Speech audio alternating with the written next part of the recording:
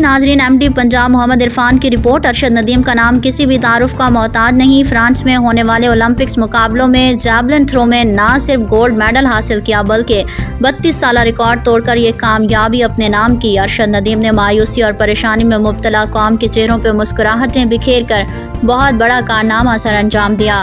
ماضی میں اس شوق اور لگن کو دیکھ کر پاکستان سپورٹس بورڈ نے ہر ممکن سہولتیں دیں۔ ارشد ندیم پہلے کرکٹ پھر فٹ بال شروع کی، بالآخر جیولن تھرو جس کو نیزہ بازی بھی کہتے ہیں، خوب محنت کی اور آج ثمر آپ کے سامنے ہے کہ 92-97 میٹر ناقابل شکست تھرو کو ڈال کر 118 سالہ بریک کیا۔ آج پورا ملک اور قومی اسمبلی میں بھی ممبران نے ڈیسک بجا کر ان کی کامیابی پر مبارکباد دی۔ یہ شاندار کامیابی کا کارنامہ مدتوں یاد رہے گا۔